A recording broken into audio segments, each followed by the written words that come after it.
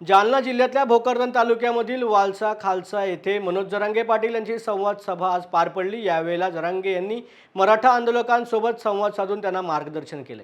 मुख्यमंत्री एकनाथ शिंदे यांनी मराठा समाजाची फसवणूक केली असून न टिकणारे 10% आरक्षण आम्हाला दिले असं म्हणत जरांगे यांनी पुन्हा एकदा मुख्यमंत्री एकनाथ शिंदे यांच्यावरती निशाणा साधलाय। राज्याचे उपमुख्यमंत्री तथा गृहमंत्री देवेंद्र फडणवीस मराठा आंदोलकांवर खोटे गुन्हे दाखल करून कारवाई करतायत, त्यांना आम्ही येत्या काळामध्ये उत्तर देऊ असा इशारा मनोज जरांगे पाटील यांनी दिला आहे।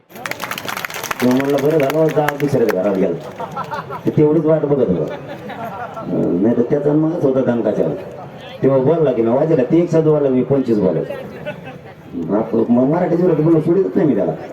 आता गप पडलाय ते सध्या आता यांचं ना आपलंय यांनी घेणं देणं अंगावर घेतलं, काम नाही धंदा नाही काही नाही। ठरलं होतं आमचं मुख्यमंत्र्याचं, माझ्या मुख्यमंत्र्याने पण मला धमकी टाकली।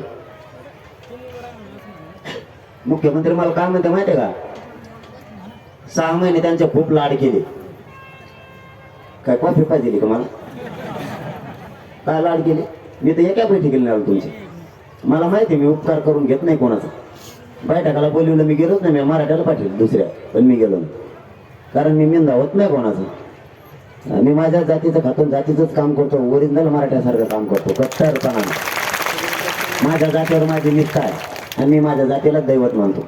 त्याने धमकीत टाकली मला मीडियातून, अशी नाही असं मी बी काही शहाणा नाही तुमच्या मनात दिसतो असा, पण ते कदरून गेलेत मला।